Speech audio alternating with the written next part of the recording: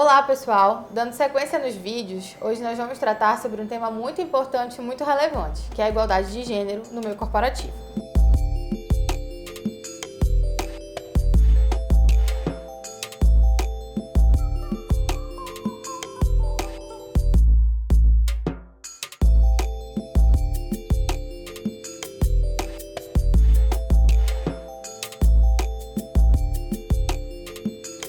Trouxe aqui uma convidada muito especial, que é a doutora Natasha Vasconcelos, advogada, ativista feminista e atual presidente da Comissão da Mulher Advogada da OAB Pará, para trocar um pouco da sua experiência com a gente.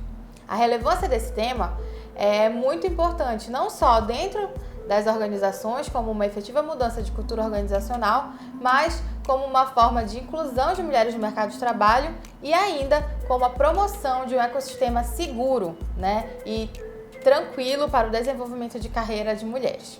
Então, para começar, eu gostaria que a Natasha pudesse contar um pouquinho para a gente do que é igualdade de gênero, como que a gente pode entender isso, e a partir daí a gente vai desenvolver um bate-papo. Bom, obrigada pelo convite.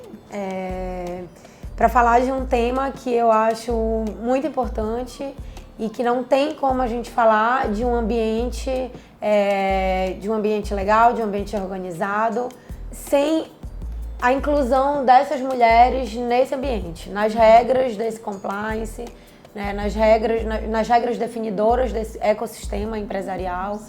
Então, a igualdade de gênero, ela nada mais é do que a gente reconhecer que as mulheres elas foram colocadas em determinadas posições na sociedade e que isso reflete no ambiente político e no ambiente empresarial e no mercado de trabalho, consequentemente, de uma forma geral.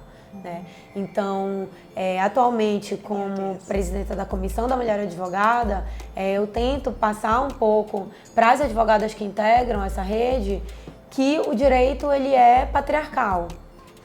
E aí, como é que a gente reconhece uma norma que está posta como uma norma patriarcal? Sim. Como é que essa norma ela é capaz de reproduzir uma desigualdade de gênero? Então, já é uma desigualdade tão estabelecida que a gente nem consegue perceber que ela existe, porque ela foi absolutamente naturalizada,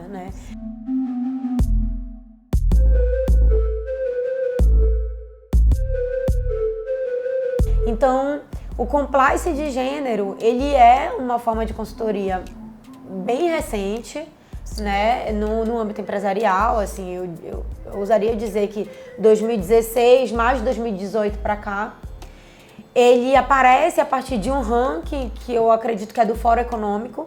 É um ranking que o Brasil, nos últimos anos, caiu aproximadamente mais 5 posições. E ele vem para trazer para essas empresas a necessidade de começar a criar regras definidoras de diminuição dessas desigualdades.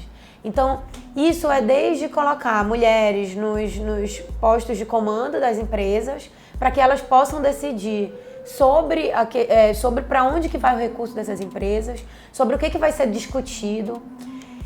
Tem uma questão que também é muito importante, que é da gente parar de encarar a maternidade como uma questão exclusivamente de mulheres, Então já aparece aí como uma tendência para a redução dessas desigualdades o debate sobre paternidade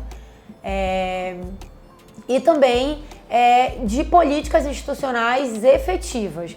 E aí que vão reduzir todos aqueles números que a gente já conhece, de desigualdade salarial e das vítimas de assédio moral e assédio sexual, que a gente sabe que a maior parte do mercado de trabalho são das mulheres. Então, engloba mais ou menos essa perspectiva, nessa perspectiva que funciona o compliance de gênero nas empresas. Até um dos objetivos da ONU, o empoderamento e o espaço das mulheres. E em adição a isso que você falou, eu tive acesso a uma pesquisa da B3, que fala ali sobre o mercado financeiro, que fizeram em 142 empresas, participaram em 25 países diferentes, e o Brasil é um dos 3 países que apresenta menos 10% ou menos de mulheres ocupando posições de liderança, posições em boards, em conselhos, no C-level lá, que é o nível corporativo. Então isso é um dado muito significativo disso que você trouxe e disso que a gente vive na prática.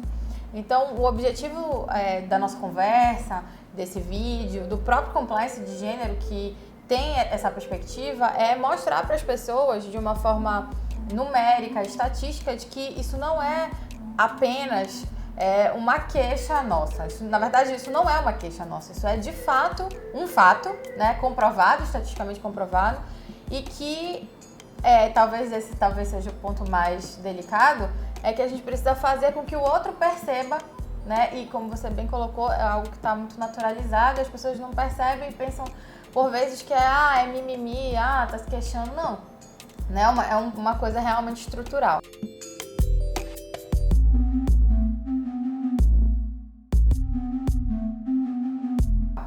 E a gente queria te ouvir um pouquinho acerca dessa aplicação, se tu já tiveste alguma experiência com consultoria para igualdade de gênero, como foi essa experiência para ti, como foi a recepção dos homens, das próprias mulheres, porque a gente sabe que existem mulheres que não percebem essas questões da mesma forma. Como é que foi isso para ti? É muito curioso, assim, eu presto esse tipo de consultoria para empresas e eu gosto de fazer uma abordagem que não é uma abordagem do ponto de vista legal. Eu tento antecipar essa estrutura, então eu tento localizar as pessoas que estão sendo envolvidas nesse processo numa estrutura social. Então eu parto dessa noção de como é que você se enxerga dentro dessa estrutura, né? Então ali estão funcionários da empresa, funcionários geralmente de gerência e também de toda categoria. A gente tenta realmente colocar todo mundo junto para que todo mundo entenda qual é a abordagem a ser realizada. E aí eu tento sempre, eu faço uma aplicação, na verdade, de um questionário para essa empresa, para as pessoas da empresa, e aquele questionário, ele vai me apontar um diagnóstico. Então ele vai dizer assim: aqui o problema de gênero, ele é enraizado numa questão cultural. Certo. Determinada empresa, o problema, ele parte de políticas institucionais não eficazes. Certo. Outro vem de um preconceito social. Então, assim, a depender do diagnóstico, a abordagem que eu faço com aquela empresa, ela é diferente, né? Então, tem empresas que a gente faz um cine-debate. Então, eu levo um filme para eles, e aí essas pessoas elas começam a se perceber no filme, porque é uma linguagem universal, né? O cinema é uma linguagem universal. Sim. Ele traz toda essa questão da imagem, dos personagens, e faz com que as pessoas se identifiquem mais. E a partir dali eu começo a debater alguns conceitos. São conceitos do ponto de vista sociológico e antropológico, né? Porque eu não posso chegar lá e jogar um monte de dados, porque as pessoas elas não conseguem se identificar naqueles dados. Elas sempre vão falar assim mesmo: você está falando que 52% da população brasileira é de mulheres, 10% apenas ocupa cargos de chefia. Aí a pessoa imediatamente ela chega e fala assim: mas lá na minha empresa é diferente, é só mulher. O que não significa necessariamente que não existe reprodução de opressões, reprodução de estereótipos que vão oprimir essas mulheres. Não, o fato de ter uma mulher em cargos de chefia não necessariamente indica que aquela empresa ela está cumprindo com papéis, com uma política institucional pela igualdade de gênero, pela redução dessa desigualdade de gênero, né? Então a gente tenta sempre localizar essas pessoas dentro da estrutura social. De que forma que eu estou reproduzindo esses padrões de gênero, esses estereótipos de gênero na minha vida e, consequentemente, na empresa. Certo. E aí eu trago o conceito para a gente falar assim: isso não é uma desigualdade? Você consegue perceber isso no seu dia a dia? É propositivo, assim, né? É sempre propositivo. Então, recentemente uma empresa pediu para eu mostrar para eles uma proposta e eu disse assim: olha, a depender do público, eu consigo fazer uma dinâmica X ou uma dinâmica Y. Sim. Então, se são homens, dificilmente os homens eles conseguem participar da dinâmica da mesma forma que essas mulheres, porque a perspectiva que eu trago é uma perspectiva de gênero, é uma perspectiva desse olhar da mulher no mercado de trabalho, né? Então, é comum que os homens estranhem. Então eu preciso saber qual é o público maior que eu vou atender, justamente para adequar essa metodologia. Para tu seres ouvida, né? Para eu ser ouvida. Tanto é que dentro da consultoria, quando o público é majoritariamente masculino, eu sempre levo um homem para falar junto comigo. Então ele começa a falar sobre isso, os homens começam a ouvir, começam a se identificar, e aí depois eu chego e trago, né, toda essa abordagem que precisa ser feita. É porque nós entendemos que cada mulher se comunica de uma forma, né? E que dentro do feminismo também não se guarda um consenso. Cada uma luta com as armas que tem, da forma que pode. Mas isso é também um dos objetivos que a gente traz aqui, é de dizer que nós não somos todas iguais, né? Cada uma faz o seu trabalho e se expõe e se coloca da maneira que acredita ser mais adequada para o seu contexto.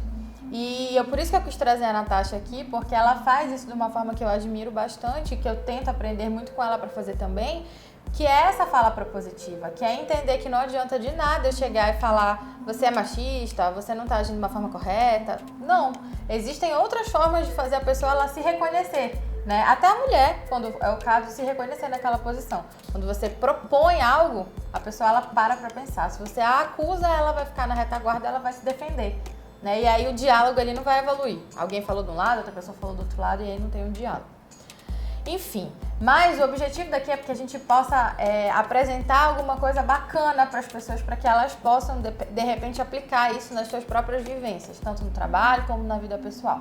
E aí eu te pergunto, tens alguma dica que possa dar para homens e mulheres que queiram saber mais sobre o tema, ou então indicar um livro, um filme, um treinamento, enfim, alguma coisa que as pessoas possam saber um pouco mais desse conteúdo, né? Gente, @Política para Mulheres, lá tem um horror de conteúdo que a Nath produz, assim, muito esclarecedor, tem indicação de livros e filmes, mas eu queria que ela contasse aqui pra gente alguma coisa que nós podemos fazer para além disso, para aprender mais um pouco. Eu queria, antes de passar para a indicação, eu queria deixar uma coisa bem clara, assim.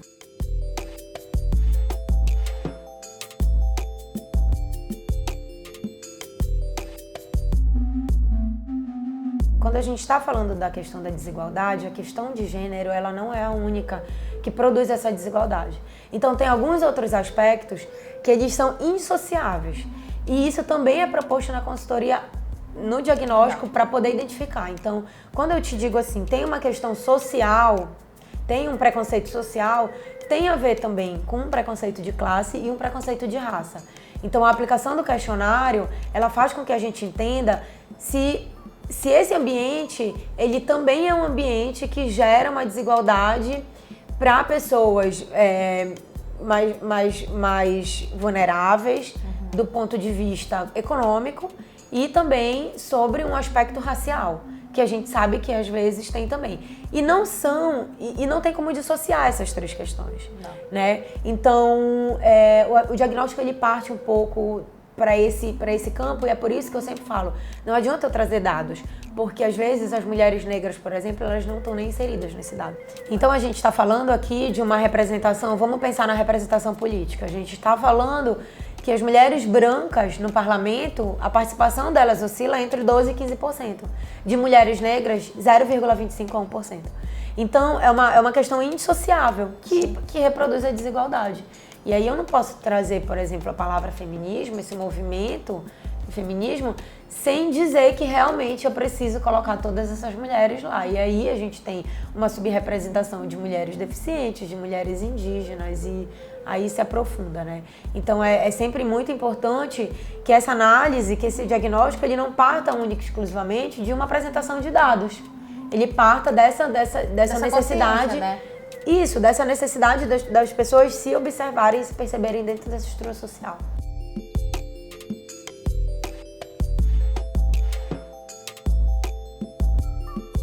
Dito isto, né, feito essas ressalvas, que não é só uma questão de gênero, e que a maior parte dessas leituras, ainda do âmbito empresarial, elas têm uma cor, que é a cor da mulher branca.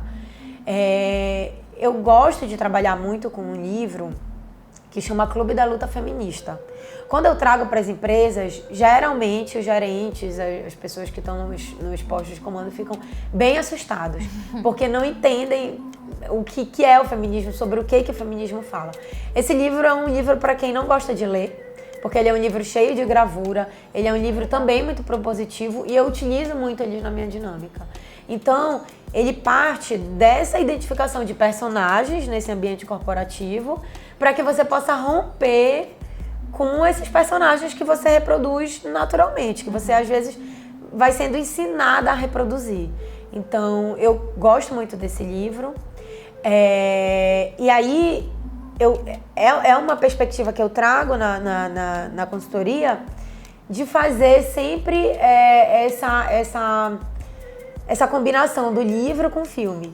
E um filme que eu gosto muito é Estrelas Além do Tempo, porque ele traz um pouco dessa questão da hierarquia de mulheres e traz também a raça para esse debate. Então é uma combinação de dinâmicas que eu gosto muito de utilizar e que aí fica aí para vocês uma dica para entender do que eu tô falando aqui quando eu falo dessa abordagem sociológica e antropológica. Então, gente, como eu disse, @política para mulheres, né? A Nath sempre responde dúvidas, questionamentos, sempre produz um conteúdo de muita qualidade, muito mais profundo do que a gente pode tratar aqui num vídeo que é um pouco curto pro tanto de conteúdo que ela tem, e não só isso, mas pro tanto de conteúdo que a gente precisa para vencer essas barreiras. Mas eu fico muito feliz que a Nath tenha sido a primeira pessoa que veio aqui conversar comigo. Ela é alguém que me inspira rotineiramente a estar aqui nessa posição, inclusive, de poder falar, entendendo todos os meus privilégios de mulher branca aí nesse contexto, mas que nós possamos ter outras mulheres tão fortes como ela aqui, sobre outras perspectivas, trazendo outros assuntos, porque nós também sabemos falar de várias coisas, não só sobre a igualdade de gênero. Isso é só um dos muitos tópicos que as mulheres estão preparadas para abordar hoje em dia. Eu agradeço a atenção de vocês e eu espero que em breve a gente possa também produzir mais coisas juntas, Nath. Muito obrigada. Obrigada.